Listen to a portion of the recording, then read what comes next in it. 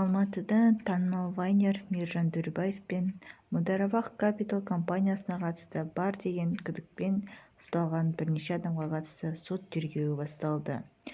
Іс бойынша 12 сотталушы бар. Мемлекеттік айыптаушы Ерлан Құланбаевтың айтуынша, 2019-2021 жылдар аралығында сотталушы Алмас Құрманғалиев Алматы қаласында ауыр қылмыстық құқық бұзушылық жасады. Тергеу мәліметтері бойынша 2019 жылы бастапқыда Астек қаржылық пирамидасы құрылды. Оны Құрманғалиев өзінің туысы Мансұровтың көмегімен баю мақсатында құрған. Құрманғалиев қылмыс жоспарын құрып, оған туысы Ержан Мансұровты тартты.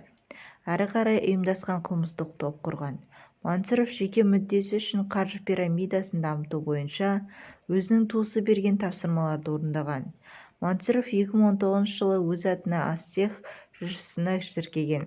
Құрманғалиев салымшыларға өз салымның жылына уәде етілген 240%-ын төлей алмайтынын біліп, ұйымдасқан қылмыстық топ қызметін жалғастырды және жаңа салымшыларды тартты. Сондай-ақ жаңа салымшылар санын үнемі көбейтіп отыру қажет екенін түсінді. Прокурордың айтуынша, қаржы пирамидасын құрушылар тұрғындар арасында сенімділік орнату мақсатында бұл іске танымал адамдарды тарту туралы шешім қабылдаған. 2020 жылдың наурызында бұл іске Руслан Бұрханов, Андрей Ча, Біржан Жармұхаммед, Самат Хасенов, Тимур Рүстемов, Нұрлан Сұлтанбаев, Мирхан Шерниязов пен Әзімжан Сайтбаевты тартты. Бұл адамдар ұсынылған іс-әрекеттің заңсыз екенін түсініп, қаржы пирамидасына қатысуға келісім берген.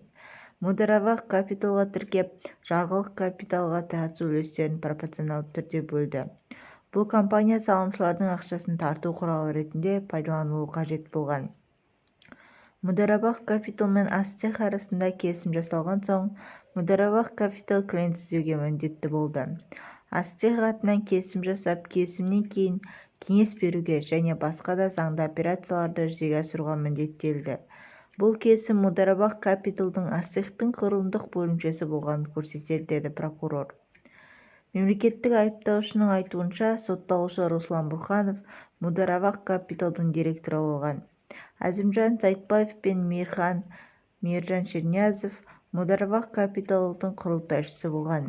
Олар үгіт-насихат жүргізу, әлеуметтік желіде жарнама жасауға жауапты болған. Сондай-ақ құрылтайшылар арасында қаражат бөлуге де қатысты. 2020 жылдың қыркүйегінде аталған адамдар қаржы пирамидасын танымал ету мақсатында әлеуметтік желіде 1 миллионнан астам жазылушысы бар Мейіржан Төребаевқа сыйақы беруге уәде беріп, бірлескен қылмыстық іс-әрекет жасау үшін жүгінді. Төребаев ұсыныстың заңсыздығын түсініп, пирамида сәтсіз болған жағдайда қылмыстық жауапкершіліктен құтыла алатынына сенімді болып, ұйымдасқан қылмыстық топтың құрамына кіруге келісім беріп кірген. Ол салымшыларға ай сайын уәде етілген пайыз төлеу мүмкін емес екенін түсініп, заңсыз қаржы пирамидасы екенін біліп, жұмыстан кіріс табатынын ойлап, салымшылардың қаражатынан айырылатынын түсініп, өз жұмысын бастады, деді мемлекеттік айыптаушы. Осылайша Мейіржан Төребаев компания құрамында жарнама жасау, үгіт-насихат жұмыстарымен айналысқан. Сондай-ақ Мейіржан Төребаев Мударабах Капитал құрылтайшысы қатарында болған.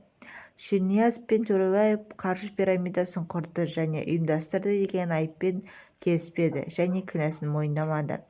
Айта кететін болсақ, бұған дейін қылмыстық іске байланысты сотқа дейінгі тергеп-тексеру органдары Алмас Құрманғалиевке қылмыстық кодекстің 217 бабының 3 бөлігі 1 және 2 тармағы пирамиданы құру және оған басшылық ету жөнінде 262 бабының 1 бөлігінде көрсетілген қылмысты жасады деген күдікке ілінгені белгілі болды.